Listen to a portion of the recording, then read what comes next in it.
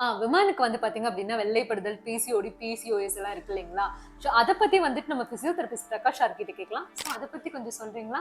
S, இன்னைக்கு young ஏஜ்ல ஃபீமேலுக்கு கேர்ள்ஸ்க்கு வர்ற முக்கியமான பிரச்சனையா PCOD, PCOS, polycystic ovaries disease, polycystic ovaries syndrome and வெள்ளைப்படுதல், ஒயிட் டிஸ்சார்ஜ் இந்த மாதிரி இருக்கு. இதை தவிர இன்னொன்று நீங்க கேட்கல, அது என்னன்னா இர்ரெகுலர் பீரியட்ஸ் இதெல்லாம் இருக்கு. அதை தவிர மேரேஜ்க்கு அப்புறம் குழந்தை பிறக்கிறதுமே இன்னைக்கு ஒரு டஃப் டார்கெட் ஆயிடுச்சு. நிறைய பேருக்கு ஈஸியா குழந்தை உருவாகாம இருக்கு. இதுக்கெல்லாம் ரீசன் மெயினா இதெல்லாமே லைஃப் ஸ்டைல்னால தான் வருது.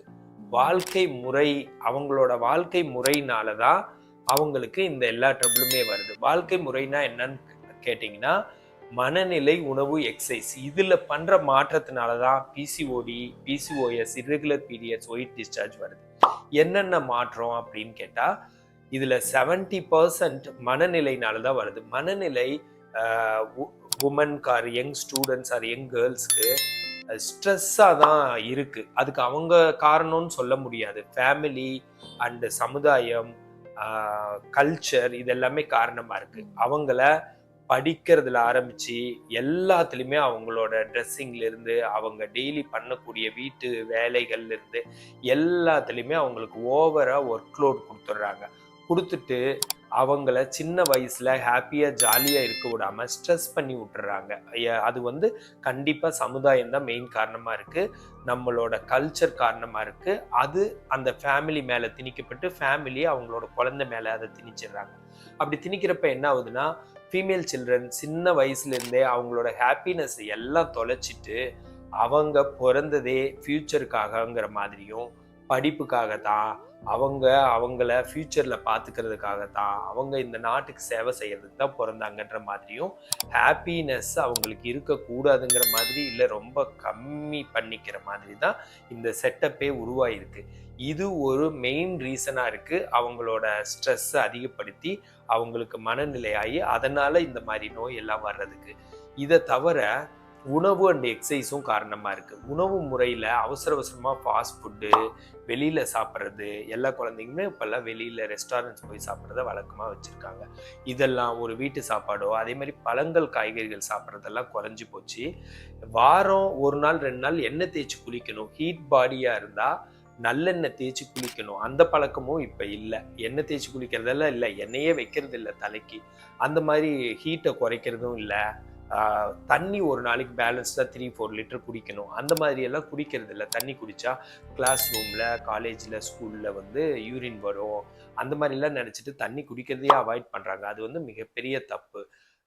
இந்த மாதிரி இன்னும் நிறையா யூரின் அடக்கி வைக்கிறது, லைக் வெளியில் போகாமல், அப்புறம் நம்மளுக்கு இருக்கிற உள்ளாடைகள் அதெல்லாம் இப்போ ஒரு காட்டனில் செஞ்சது இந்த மாதிரியெல்லாம் இல்லாமல் உள்ள ஆடைகளும் சரி, இந்த நாப்கின்ஸும் சரி ரொம்ப பிளாஸ்டிக் மயமாக இருக்குது, ரொம்ப கெமிக்கலாக இருக்குது.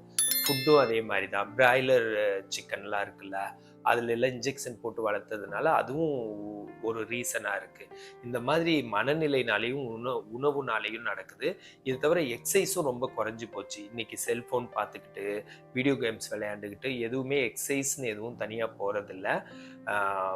ரொம்ப ஃப்ரெண்ட்ஸு யாருக்கும் இல்லை. அதே மாதிரியே ஒரு மகிழ்ச்சியாக அவுட்டிங்ஸோ இல்லை ஒரு கெட் டுகெதரோ இதெல்லாமே குறைஞ்சிட்டு வர்றதுனால என்ன நடக்குதுன்னா ஸ்ட்ரெஸ் ஆகி அண்ட் உணவு முறையிலையும் பாதிப்பு வந்து எக்ஸசைஸ்லையும் வந்து அதனால இந்த irregular periods and PCOD, PCOS இதெல்லாம் வருது. இதுதான் வந்து நாளைக்கு குழந்தை இல்லாமல் இன்ஃபெர்டிலிட்டி வர்றதுக்கும் ஒரு காரணமாக அமையுது. ஸோ இதிலிருந்தெல்லாம் நீங்கள் விடுபட்டுட்டு நார்மல் லைஃப் ஸ்டைலை மாடிஃபை பண்ணி ரொம்ப மகிழ்ச்சியான வாழ்க்கை, பேலன்ஸ்டு டயட்டு, நைட் ஆனால் நல்ல தூக்கம், இப்படியெல்லாம் இருந்தீங்கன்னா கண்டிப்பா இந்த மாதிரி ட்ரபிள் வராம பண்ணலாம். ஏன்னா வயதிலே இப்ப நிறைய பேர் மரணம் அடைகிறாங்க இல்லைங்களா? அதை பத்தின காரணங்கள் என்ன, அதை பத்தி கொஞ்சம் சொல்றீங்களா? எஸ், இன்னைக்கு கம்மி வயசுலயே நிறைய ஹெல்த் இஷ்யூஸ்னால இறந்துடுறாங்க, இல்லைன்னா கை கால் வராம இந்த மாதிரி எல்லாம் பாதிக்கிறாங்க. இதுக்கு முக்கியமான காரணம் என்னன்னு கேட்டீங்கன்னா லைஃப் ஸ்டைல் டிசீஸ், வாழ்க்கை முறையினால வர்ற நோய்கள்னால தான் இறக்குறாங்க. அது என்ன வாழ்க்கை முறையினால வர்ற நோய்கள்னா இந்த மாதிரி டிசீஸ்க்கு எல்லாமே மனநிலை, உணவு, எக்ஸசைஸ் தான் காரணமா இருக்கு. அந்த மூணுலையும் ஒரு ப்ராப்பரான வேயை ஃபாலோ பண்ணாம வாழ்க்கை முறையினால வர்ற நோய்கள் தான் இது. இந்த மாதிரி நோய்கள் என்னென்னு கேட்டா 20 வயசு 25 வயசு 30 வயசுல எல்லாம் இப்போ ஹார்ட் அட்டாக் வந்து இறக்குறாங்க. அதே மாதிரியே கிட்னி ஃபெயிலியர் ஆகுது, இல்ல டயாலிசிஸ் போயிட்டு இருக்காங்க. அதே மாதிரியே கம்மி வயசுல ஸ்ட்ரோக் வருது, ஒரு சைடு பெரலைசிஸ், பிரெயின் ஸ்ட்ரோக் வந்து சிலர் இறந்துடுறாங்க, சிலர் ரைட் சைடோ லெஃப்ட் சைடோ ஸ்ட்ரோக் வந்து பேச முடியாம கை கால் வராம எல்லாம் இந்த மாதிரி எல்லாம் இருக்கிறாங்க. இந்த மாதிரி இன்னும் நிறைய லைஃப் ஸ்டைல் டிசீஸ் இருக்கு. கம்மி வயசுலயே சுகர் வந்துடுது, கம்மி வயசுலயே பிபி டேப்லெட் எடுத்துட்டு இருக்கிறது, நிறைய இன்ஃபெக்ஷன்ஸ்னால அஃபெக்ட் ஆகிறது, இது எல்லாமே லைஃப் ஸ்டைல்னால வர்றது தான். இந்த மாதிரி வர்ற நோய்கள் தான் இளம் வயசு மரணத்துக்கு மெயின் காரணமா இருக்கு. லைஃப் ஸ்டைல்ல என்ன மாதிரி பண்றாங்க, எதனால வருதுன்னு கேட்டீங்கன்னா, ஃபர்ஸ்ட் மனநிலையில சொல்லிடுறேங்க. மனசை ஒரு கூலா காமா ஹாப்பியா வச்சுக்கிறது இல்லைங்க. கமிட்மெண்ட்ஸ் அதிகம், ஸ்ட்ரெஸ்ல இருக்கிறாங்க, ரொம்ப படிப்பு வேலை எது எடுத்தாலும் வேகம், இது மாதிரி இருக்கிறாங்க. அது ஒரு மெயின் ரீசனா இருக்கு.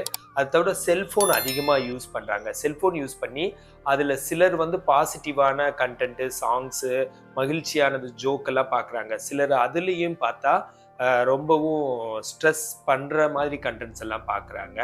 இது ஒரு ரீசனா இருக்கு. அப்புறம் செல்போனை பார்த்துட்டு நைட்டு தூங்குறது 12 மணி 1 மணி அந்த மாதிரி எல்லாம் தூக்குறாங்க. தூக்கமின்மையினால பாதிக்கிறாங்க செல்போன் பார்த்து. அதே மாதிரி செல்போன் பார்த்து கண்ணை ரொம்ப ஸ்ட்ரெயின் பண்ணி பிரெயினையும் ஸ்ட்ரெயின் பண்ணிடுறாங்க. இது ஒரு மெயின் காரணமா இருக்கு. இதை தவிர ரியலான அன்பு பாசம் இல்லை வந்து ஃப்ரெண்ட்ஸ் அப்படி இல்லாம ஒரு டிவைஸையே நம்பி அதுக்குள்ளேயே மூழ்கிறாங்க. குறிப்பா சொல்ல போனா செல்போனோ வீடியோ கேமோ இந்த மாதிரி தான் மூழ்கிறாங்களே தவிர முதல்ல மாதிரி போய் கிரிக்கெட் விளையாடுறது எல்லாம் சேர்ந்து இல்லை ஒரு ஸ்விம்மிங் போறது இல்லை சைக்கிளிங் போறது இதெல்லாம் நல்லா குறைஞ்சிருச்சு. ஸோ மன அழுத்தம் தான் இதுக்கு மெயின் காரணமா இருக்கு. 70% இதுதான் காரணமா இருக்கு. இதை தவிர டயட் அண்ட் எக்ஸசைஸும் காரணமா இருக்கு. செடன்ட்ரி லைஃப் ஸ்டைலு, அப்புறம் டயட்ல வந்து என்னன்னு கேட்டீங்கன்னா பிரேக்ஃபாஸ்ட் ஸ்கிப் பண்ணிடுறது, இல்லை வெளியில் அதிகமாக சாப்பிட்றது, ஃபாஸ்ட் ஃபுட் சாப்பிட்றது. வீட்டு சாப்பாடு மாதிரி வெளியில் கிடைக்காதுங்க. வெளியில் வந்து கமர்ஷியலாக ரொம்ப பேருக்கு சமைக்கிறதுனால அதில் நிறைய கெமிக்கல்ஸ் ஆட் பண்ண வேண்டியதாக இருக்கும். குவாலிட்டி கிடைக்காது, நல்ல எண்ணெயெல்லாம் யூஸ் பண்ண முடியாது, எக்ஸ்பென்சிவான ஆயிலோ நல்லபடியாக செய்ய முடியாது. ஸோ அதனால வீட்டு சாப்பாடு இல்லாதது, அப்புறம் பழங்கள் காய்கறிகள்லாம் அதிகமாக எடுத்துக்கிறது இல்லை, ரொம்ப வேகமாக அவங்க வாழ்க்கை நடத்துது, தண்ணி போதுமான அளவு குடிக்கிறதே இல்லை. இந்த மாதிரி டயட்லேயும் நிறைய பிரச்சனைகள், பேலன்ஸ் டயட் எடுத்துக்கிறது இல்லை. அதே மாதிரியே எக்ஸசைஸ்னு ஒண்ணுமே இல்லை. எந்நேரம் செல்போன் கையுமா இருந்தா ரியல் லைஃப்ல ஒரு சைக்கிளிங்கோ இல்லை ஒரு பசங்களோட சேர்ந்து விளையாடுறதோ இல்லை ஸ்விம்மிங் போறதோ இல்லை டான்ஸ் தெரிஞ்சா டான்ஸ் ஆடுறதோ இதெல்லாம் கொஞ்சம் குறைஞ்சிருச்சு. இதெல்லாம் தான் இதுக்கான ரீசனா இருக்குங்க. ஓகே ஓகேங்க சார். இதுல இருந்து நம்ம எப்படி வெளியே வரலாம், என்ன பண்ணலாம்?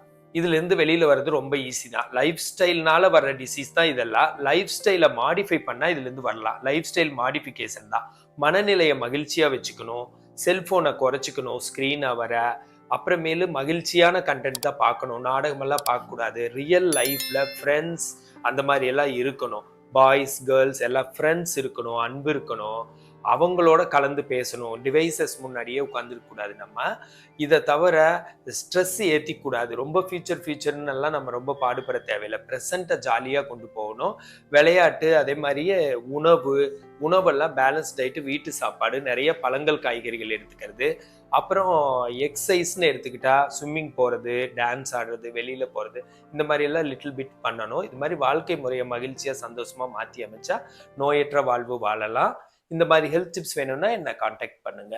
ஃப்ரீ கன்சல்டிங் வந்து சார் வந்து நீங்க காண்டாக்ட் பண்ணுங்க. தேங்க்யூ.